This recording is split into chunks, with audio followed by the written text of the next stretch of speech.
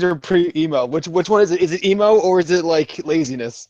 Because Uh, either one, I don't think it's I good. think it's emo to be lazy as well. True, and is that why you didn't go to class today? No. Sorry, I'm calling in emo. I'm too sick. Hey guys, welcome to Babetalk. We're starting. Yo, what's up, guys? Wait, don't you know the intro? Do the intro. Hmm? Don't you know the intro? You have to do the intro. I Oh, I don't know. didn't tell you how to do the intro? Didn't I tell you? Okay, fine. Sorry, I'll do it. Hey guys, it's Ali and Luke. Luke from Clearview, ladies and gentlemen. Give a quick hand. Yo. Sorry. So it might be a little bit more odd of an episode. I actually know Luke, so I'm not gonna treat him like a guest. It's just gonna be like we're hanging out. Simultaneous air thingy going on. What's going on? Life is fantastic. So it's gonna be a fun episode, guys. We're gonna go over Luke's music from Clearview.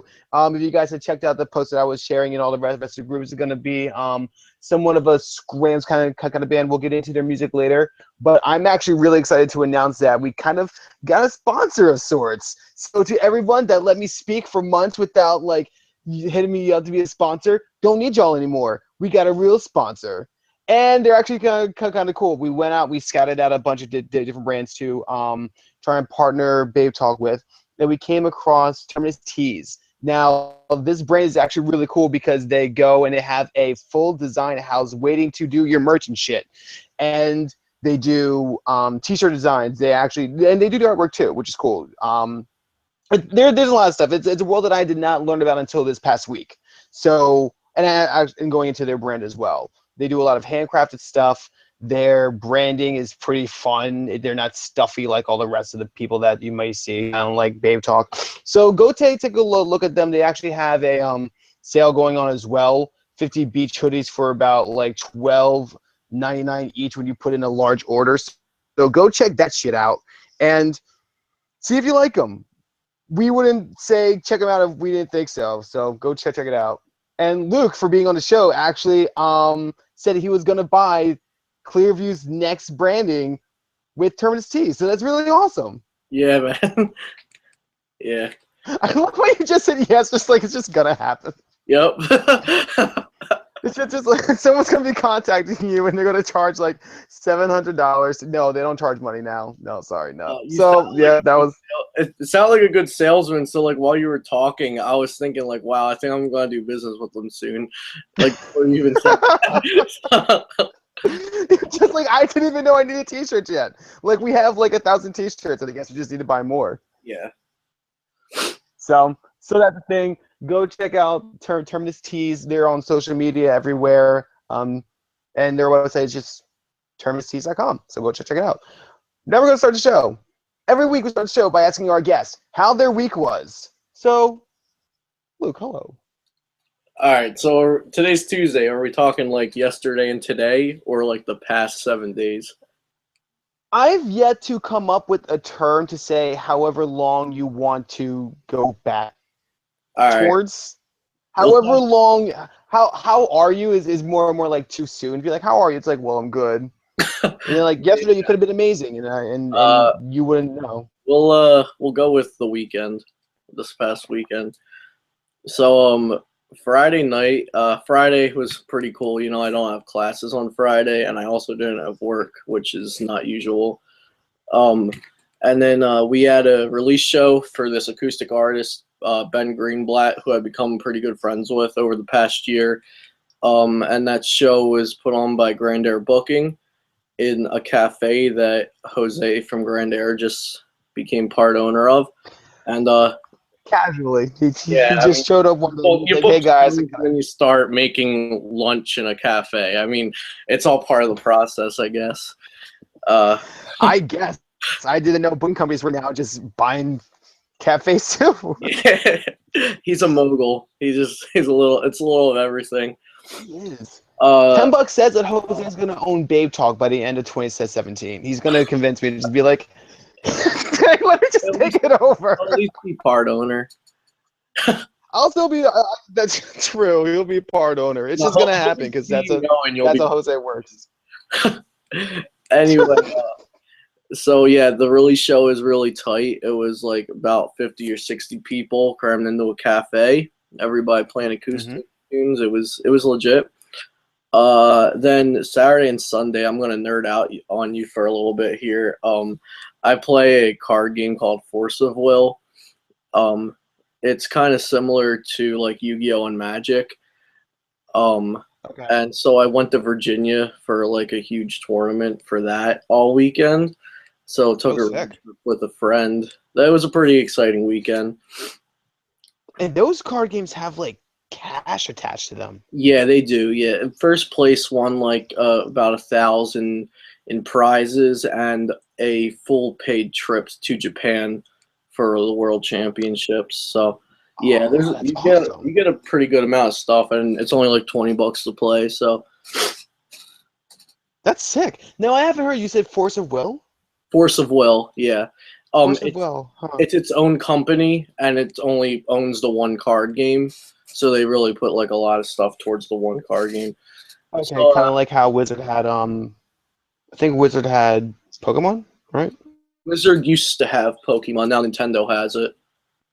Wizard does Sure. Magic the Gathering now. They've always done Magic the Gathering.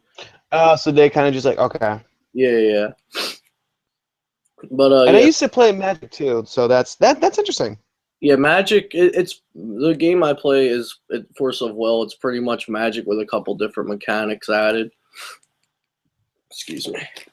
Now, like, how popular would it say that it would be now? Because Magic's been around since like Yeah, what, they actually released. early 90s? It's been around for between 25 to 30 years now. It's the old Sounds card. all right.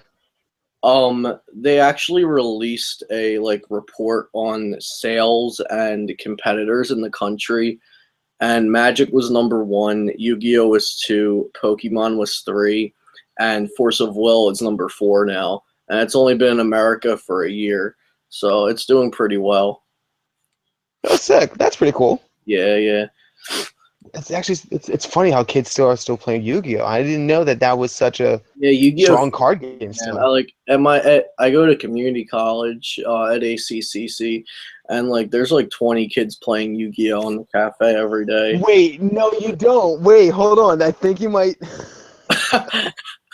I thought you went to Stockton. No, I'm actually man. going to go to Stockton after this. Oh, so you know the Dragon Masters? Who? The Dragon Masters? I might. They usually used to occupy the corner of the cafeteria over at ACCC. I know what you're talking about. Yeah, is that the group that you? Oh no, I don't know them because I don't play Yu-Gi-Oh.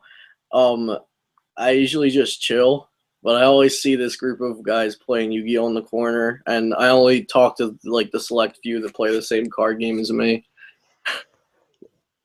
I like shit you not. If you were to go over and say like, "Yo, Ollie says hi," like they're gonna pick you up and throw you and give you like a big ass hug and say, "No, now you're part of our group." So like they very well still because I know Anwar. Oh, Anwar, yeah. Anwar's a good friend of mine. Okay, cool. Wow, damn, small fucking world. Small world. Man, oh god, I have so many stories that I can't say on camera about the Dragon Masters. Oh, this is great. Oh god. Remind me to tell you so many stories. All right, definitely after this. I love them all dearly. This involves one person that had graduated. Anyway, hey guys, welcome to Babetalk. Here we are. Card games. They're cool. You get to make money. You know where we don't make money? Bands and podcasts about music. Let's talk about both of those things. Yeah. So Clearview. Hopefully Clearview will make money. Babetalk, we probably won't ever see money. Probably. Maybe. Hey, Hopefully we will. If makes money, then Babetalk makes like, I don't know, 10 cents off the views we got. So that's actually a pretty good number, and hopefully we'll be able to bring in millions. See, if you get like emo famous, then like we'll start getting like hundreds of thousands of views, and then the 10 cents they'll start to rack up. Yeah, definitely. But before we go into the interview, I would be very remiss if I did not mention this huge compilation that's going to be coming out that our very own James Boss had put together, and it's the Great Sousa Palooza compilation that off the top of my head, I don't remember the cause, but it was one of his neighbors that passed away from a form of cancer. And last year they raised $3,000 off of a festival that James had put together, and it was fantastic. It was an amazing turnout. And now he's putting together the compilation of like 60 bands for $5, which you need to go over and check out the set list for. We have Modern Baseball putting out a song for it. We have Deaf Havens that's putting out a song for it. Not Deaf Havens, excuse me. That's a different band. Super Haven, thank you. Yeah. Super Heaven. I'm not getting anything right. Pentimento. Just hey, you know what? Don't listen to my voice. Go over to Babetalk.tv and go take a look at it. It's a featured post. It's within the slider that we just installed, and you'll be able to check it all out. That list is awesome. It's $5 for 60 bands, and it's going to an amazing, amazing cause. Shout out to Alternative Press for actually sharing James's compilation. That was dope. That went far better than my actual sponsor read, which I'm gonna. Rebecca, if you hear me, I swear I'll get it typed by next week. So hey everybody, how's it going? We have Luke from Clearview. Let's get into this interview. So, for those who don't know, I would like for you to give a intro as to your position in the band and also a brief history of the band as well. Okay. So my name's Luke. I'm 21. I'm from Hamilton, New Jersey. I play guitar and I do vocals in the band. Sometimes they're singing, sometimes they're like yelling and shit. Yelling and shit. I started the band with a few friends my junior year of high school. It was like, I wouldn't even say it had a genre really. We used to cover Friday I'm in Love by The Cure at Battle of the Bands and stuff. And we wrote some songs that were like along the lines of Brand New's Deja Entendu, because that was like our one common album. And two of the members graduated high school my junior going into senior year. So like things got like, I don't know, like practices weren't lining up and stuff.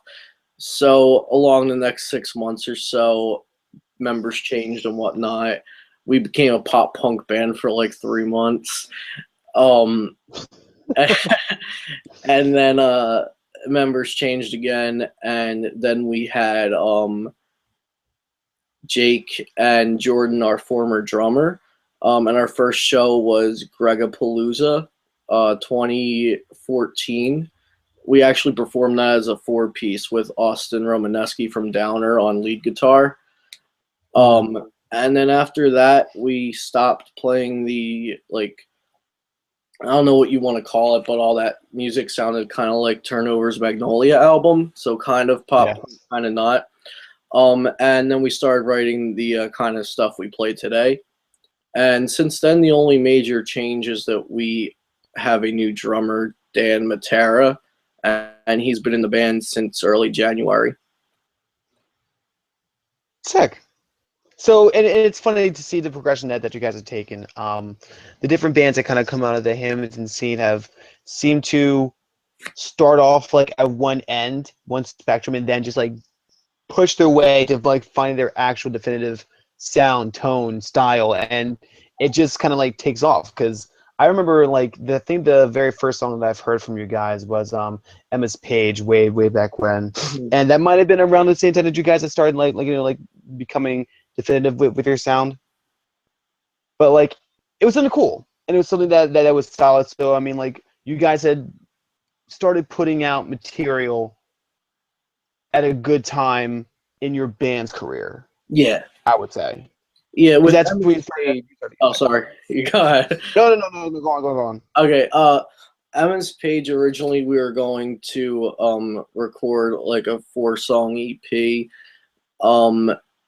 early 2015, and that was the first song we recorded, and basically we recorded it, we put it out, and then we were like, wait a second, we can do a lot better than this. Like, it was the genre we wanted to sound like loosely. Excuse me. But it was pretty much, that was the first song we wrote as a 3-piece, and it was just like outdated, I guess. Like it was just a little too basic for us. So then we started writing what our first real release was. Mm-hmm. But it also takes you that first step. Like once you Yeah. get inside the studio, banging out, then listen to it again. Absolutely, and it's a cool experience to listen to it professionally recorded for the first time and see like what sound you're actually making.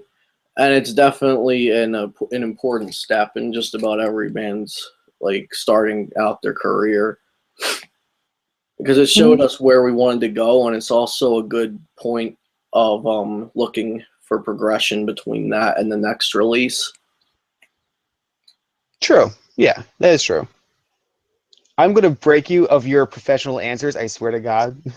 I'm just like, well, I could tell. I could tell. Jake, Yeah. Jake, that's the bassist of Clearview. He's at work right now. He works at the Mhm. kitchen of a Chuck E. Cheese. He just messaged me to tell the babes I said hi. Oh, tell Jake I said hi, and tell him that I thought his bow tie was very nice. All right, I'll let him know you complimented his bow tie. I'll lead you. I will fill you in on that story later. Okay, definitely. There are like far too many inside jokes for a very public podcast. I need to stop being I Yeah. need to figure out how podcasts work. So now let's get into it. So we have the backdrop for the band, and let's start to get into you as a musician. Okay. What actually drew you into music to begin with? Like just Well, off the bat. my mom knew how to play guitar before I was like a thing. You know, I wasn't born yet, and and when I was when I was 3, she tried to get me to like start strumming on the guitar, but I wasn't into it, so she gave me a keyboard, and I really liked that. And after that, I went to like my first drum set or like first act or something like that when I was like 5 or 6. Um, I got my first real drum kit, which I got that when I was 11. It was an orange shell Mapex drum kit, and we still used it in Clearview up until recently. I got that when I was 11, so drums were my main instrument. But my mom still really wanted me to play guitar, so she got me an electric guitar when I turned 12. And so I started learning guitar and stuff, and it's so much easier to write music on guitar, like lyrically and singing along, than it is on the drums. So I always kept that in my back pocket. And I played drums for a few bands in high school, and I really started working on guitar, I'd say, when I was 16 or no, 17, definitely. Right around when Grand Air started becoming a thing, Grand Air booking. Because Jose would have a lot of coffee shop acoustic shows. So I definitely remember I was playing a bunch of them when I was around 17. And that's when the guitar thing got pretty big for me, playing guitar. And I was also in marching band, so I played a bunch of like weird instruments like the xylophone and bass drum 4 and you name Oh it. man, the xylophone! I just got so excited. I don't know anyone that knows how to play the xylophone, and now I just want you to play the xylophone for me at shows. I don't own one, but if you find one for me, I could probably throw some things together. Swear to God, if you have a breakdown with a xylophone, I will kill. Like Jose and I will be the first ones to just jump and kick things over so hard with the xylophone breakdown. Hamilton Moscow, what's up? Oh man. So, well, would you? I'm assuming that you also have a hand in writing some of the songs. I write all of the guitar. I write all of the lyrics except for Jake's spoken word parts. So both spoken word parts on our EP Trailing, that's Jake, and he also wrote those as far as I can remember. I'm pretty sure he wrote those, and he probably wrote a few lyrics here and there that he has the vocals for in the songs as well. Sure. I usually So where did you? I'm sorry. Go on. I usually also write the song structure, or at least like the structure for the first part of the song. Excuse me again. Or I'll just I'll like come to practice and be like, I have this cool thing. Like we go from 3-3, and then we pause here for a little bit, and then we all write together off of that. So where did your interest first start in writing music as well, or just like lyrically? For Clearview or just in general? In general. I started writing lyrics when I was 12, I think. Me and my friend down the street had both gotten guitars around the same time. So we both like, we knew the basic power chords and like 4-chord songs and stuff like that. And we were both into the same music. Pretty much we were, learning just the easy songs that were on Radio 104.5. I can't even remember some of the band's names right now, but Foo Fighters. Yeah, it sounds about right. So we started writing really, really generic alternative lyrics. And then I started writing lyrics a lot more when I was like around 15, I'd say. And ever since then, I like writing a lot. Like, I enjoy, I also like reading lyrics a lot. Like before I even listen to a band, I'll read their lyrics to see if I'm going to like them or not. That's actually something I've not seen in bands before, like examining lyrics, or even like people that I know that listen to music to begin with. Like La Dispute, I used to really like them. Now I don't really listen to them too much anymore, but I still really like. I enjoy their lyrics a lot. Like I can sit down and read their lyrics as if it was a poem, but I might not listen to them as much.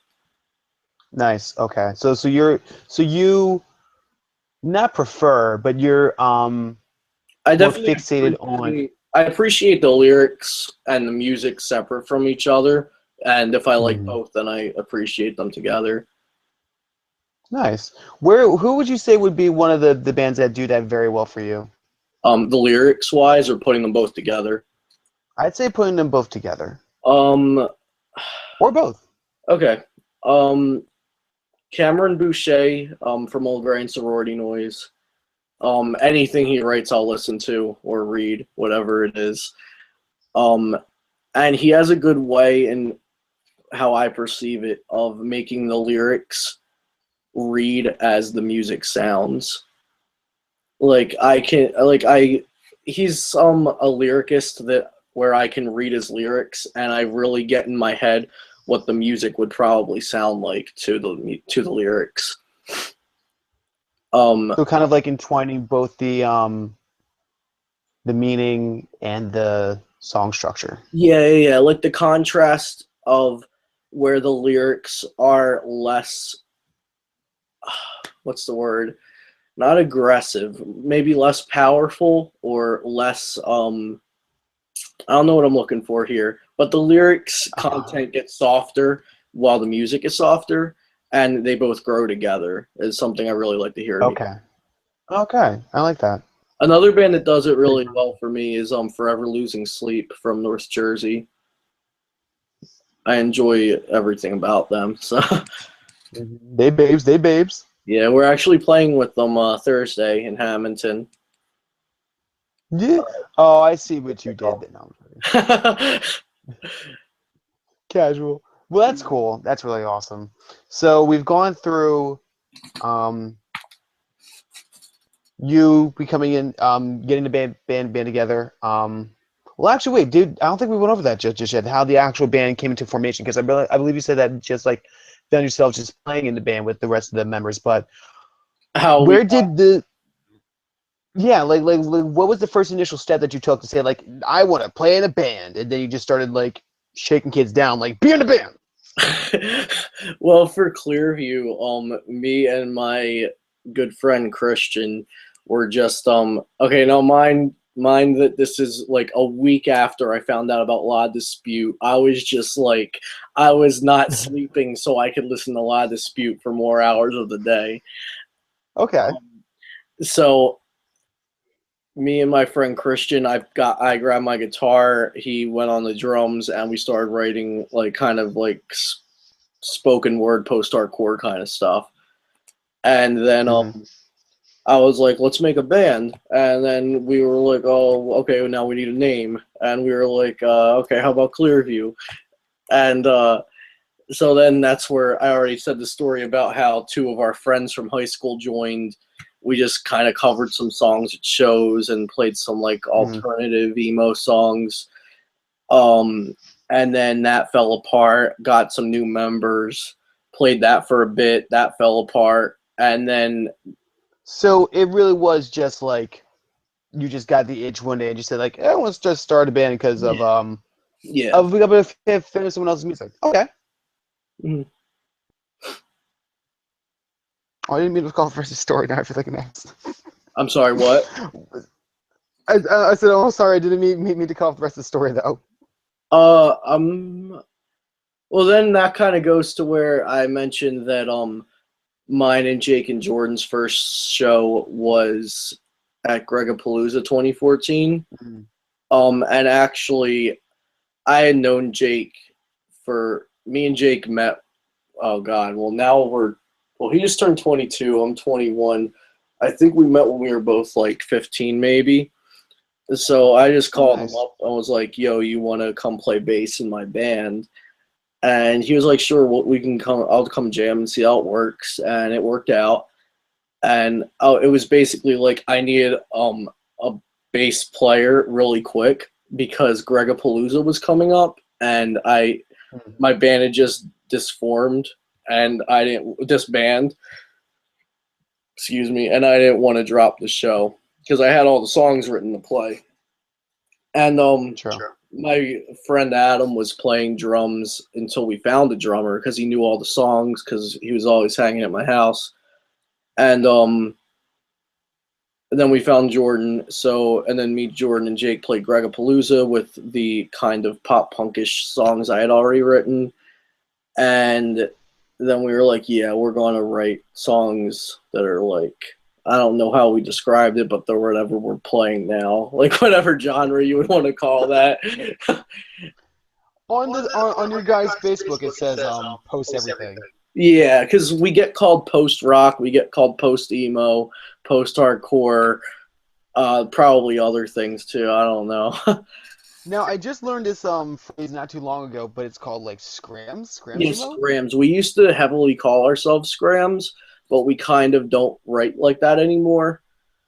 The bands that I would say are like most popular in scrams are probably Old Gray and Flowers Taped to Pens. It's basically just post-hardcore revival, maybe. I'm not sure how to explain it. Or new screamo, maybe. Just screamo. Or new screamo. That's also a thing too. Yeah. Yeah. So that's interesting. It's just so crazy, like how you guys can like fit into like 6 different genres and still just like, because like there's even like a lot of mixture of because when I was posting through the groups, I would say like there's some tiny parts because there's some elements of math rock in there too, like especially in trailing. Yeah. Well, with trailing, the thing is we didn't want to stick to one genre, but we all had influences from several different genres and major influences from different bands. So we just picked the best influences they could mesh well together, and I think they did pretty well. And it did. Yeah, thank you. We didn't want to go from we didn't want to go from really heavy in the first song to a second song that didn't even sound like the same band. So we try to make the contrast and the change gradual over each song in the album.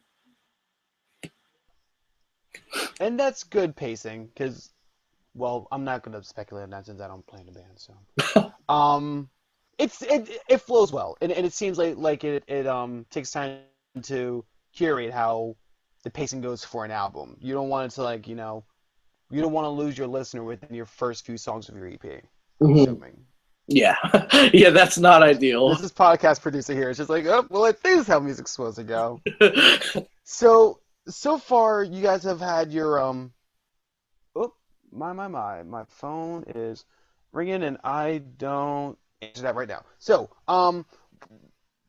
we're talking about stuff, and we're okay. Um, so when you had the band the first time and it started to dissipate, you were able to pick up quickly into a new band, which is awesome, or at least a extension of what the band was currently. Mhm. What else do you think you kind of found as way as roadblocks while still Roadblocks. being a part of? Yeah, like what other roadblocks do you think like you've come in between? Um, well, a few things personally is I don't always have the money to buy the gear I want, like so I can't always sound like exactly how I want. I'm sure every musician has that problem at some time or another. Um, Being broke? Nah. no, musicians don't know how to be broke. It's really frustrating when you want to get on a big show and you don't, but it just makes you want to work harder for it. Um, Working to have the money to travel and play music, but also having to take off of work to travel and play the music. It's pretty much That's true as like they well. go against each other. So, so here's an interesting question. Why do you find yourself working harder to progress yourselves to get to that next level? I definitely work harder because I want my music to reach more people.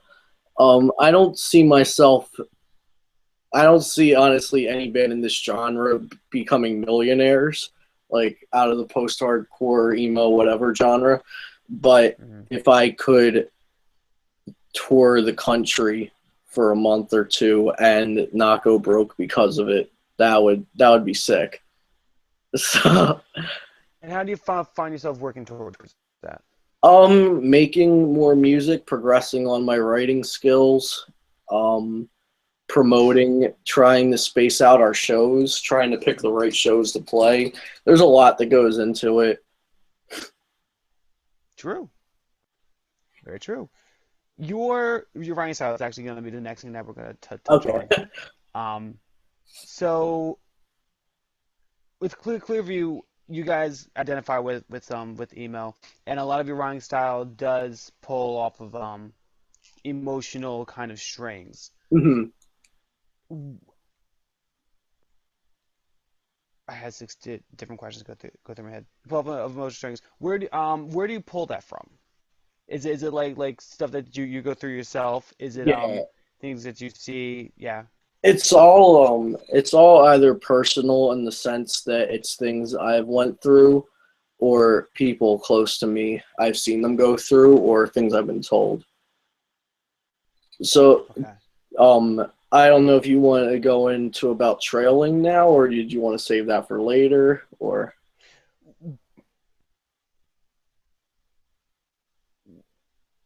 Well, there was a follow-up question that I had for the oh that's fine. we'll go into transitioning in a minute because I still want to kind of go because there was a string of questions that went alongside That's fine. with the creativeness of the lyrics in itself. Yeah, so Um, just to close on that question, yeah.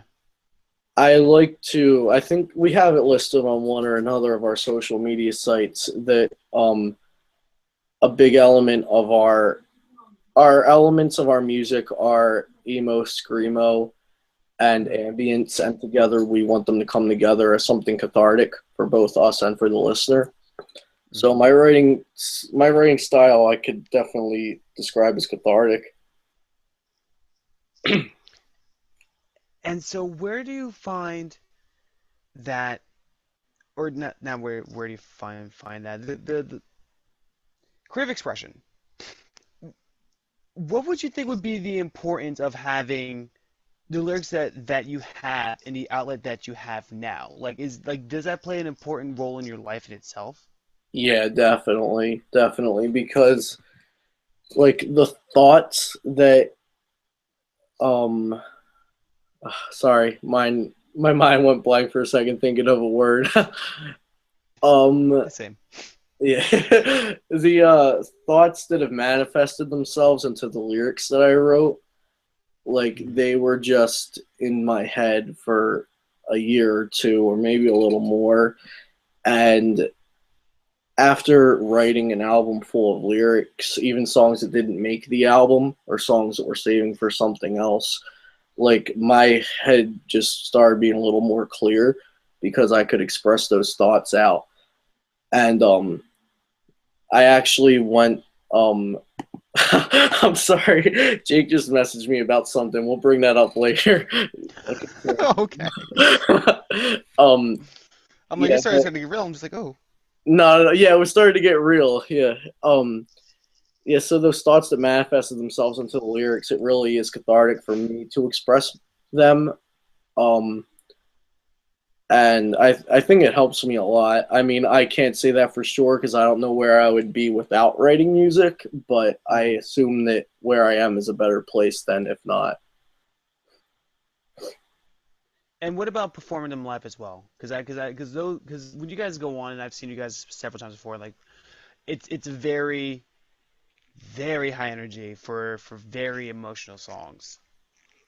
Yeah, it definitely takes a lot out of us, I think.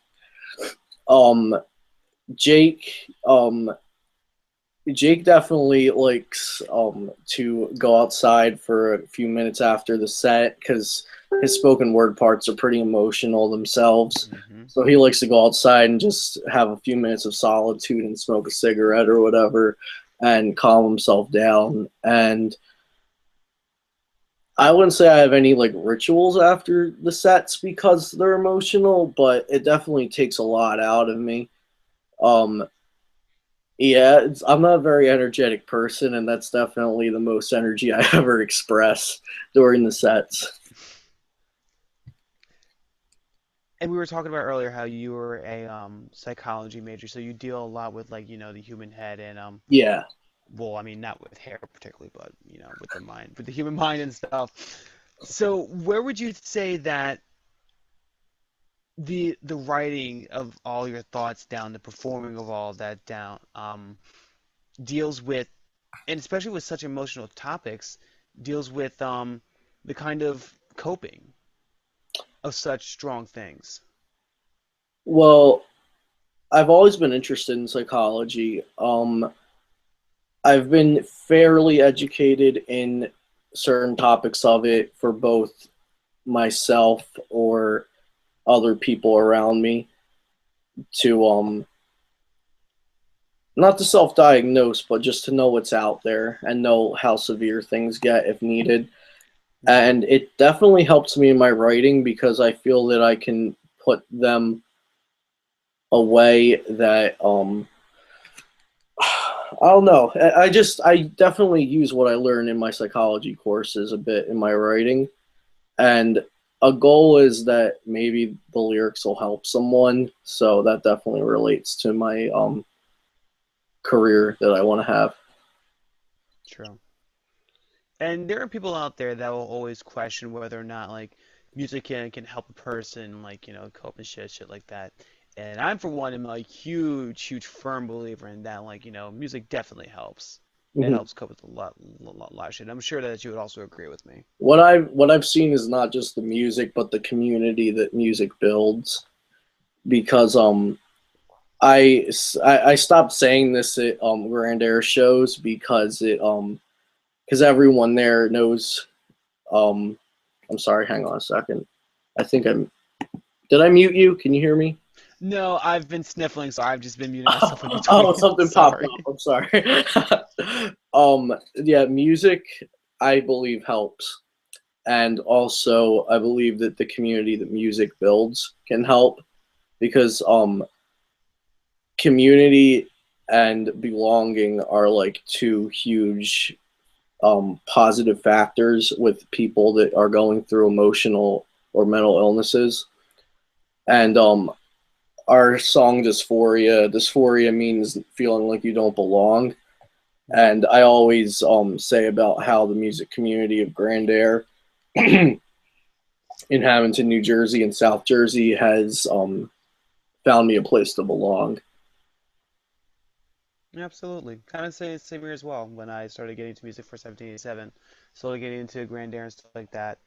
Um, and speaking of which, it actually would be a good time to give a quick promotion, I guess, to Jose and Mary Beth and the rest of the SadFest stuff. If you guys want to check out some awesome things that deal with a sense of community, a sense of coming together for Suicide Awareness and Depression Festival, SadFest, coming this summer. It's gonna be May sponsored by Babetalk and a bunch of other people. But hey, that's a cool thing. So let's May get back to you. 13th and 14th. May 13th and 14th. Thank you. I did not know the dates because I'm Ollie and I don't know anything.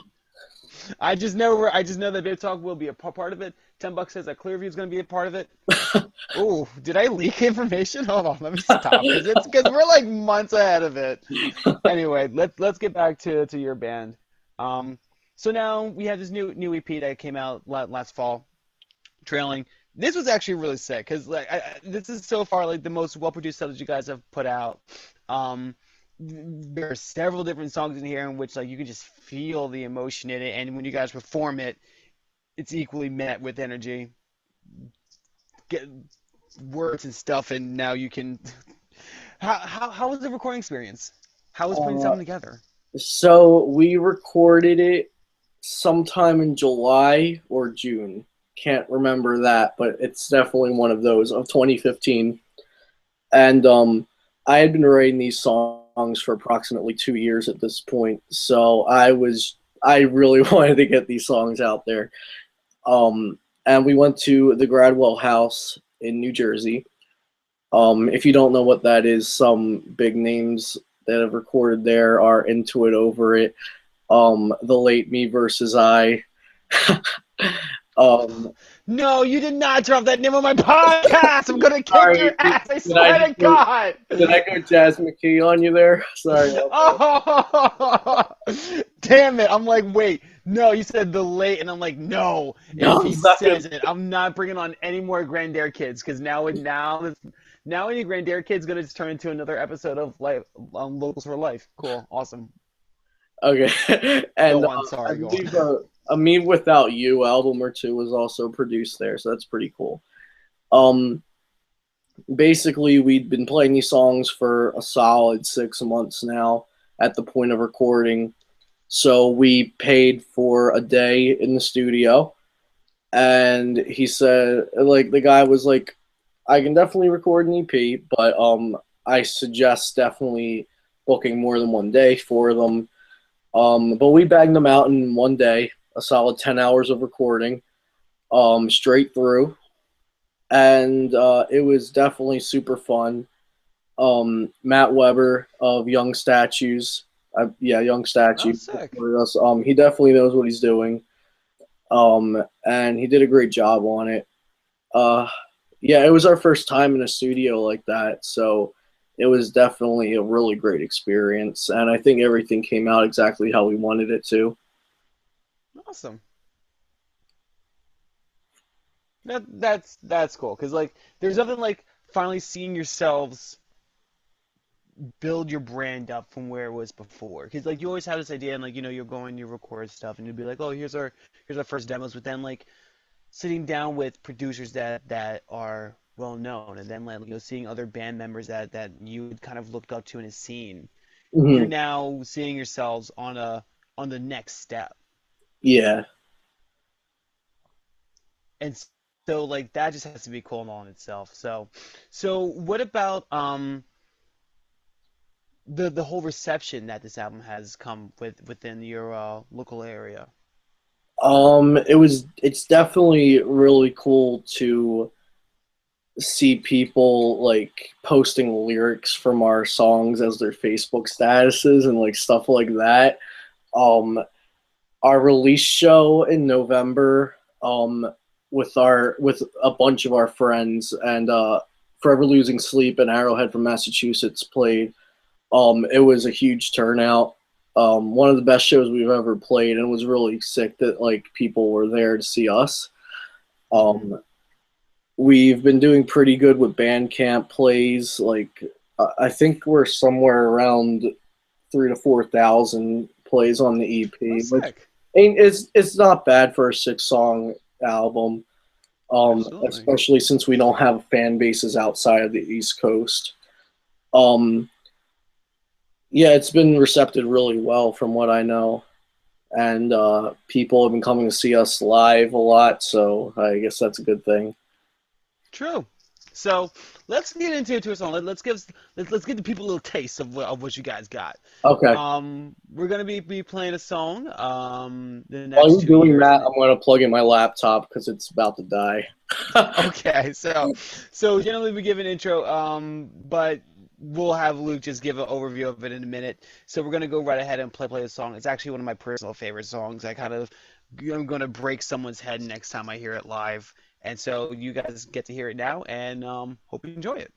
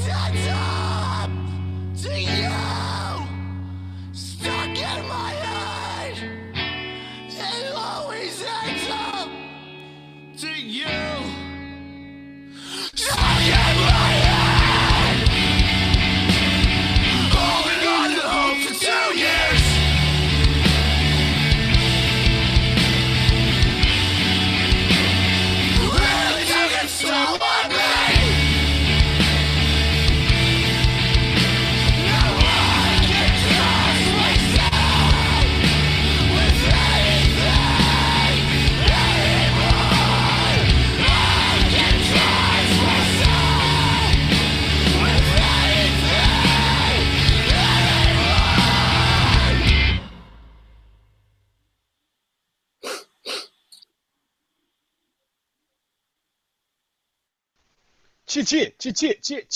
Sucky. So generally, what would end up happening is that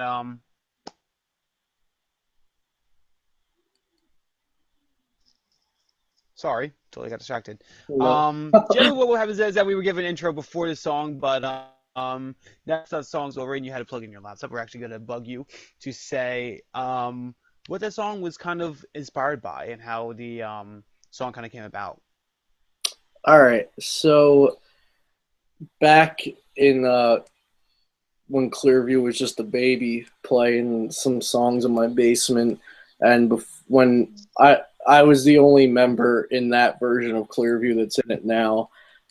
We had a song called Streets, which if you look hard enough, you can find somewhere on YouTube. Probably me playing it by myself. And it had some lyrics similar to that, and it was basically about contrasting. There was this bench on a street outside of a restaurant in my town, and over the course of some events that happened in my life in the 2 years between the beginning of those events and the end, they had moved that bench and planted a tree there, which is where the lyric I still think about sitting on our bench comes from. And the rest of the song pretty much just went off of that. And a big part of the song, I Can't Trust Myself with Anything Anymore, is just that I became like really anxious and I was depressed a lot. And so I didn't really trust myself with any big decisions for a while. Well, it's pretty extreme, and it translates so well being able to compile it all into one song, especially when you have like the different elements that you're pulling from, like from an earlier song, different elements that you find within your own personal lives as well, and just have it come together into Yeah. one particular song works out really well. I chose to name it The Next 2 Years because it was really about the past 2 years of my life, but I had started writing the song 2 years ago, so it was kind of like from a weird reminiscent point of view. hmm And the cool thing about Trailing Two is that it has so many different elements. Like it's not just like like with the song that we were talking about earlier with this for dysphoria. Um, Dysphoria, yes. Dysphoria. That was, and I didn't like really know the definition of that song or the kind of like story behind it until I want to say it was during the Mosh for Matt show, but it also might have been Me versus I's last show.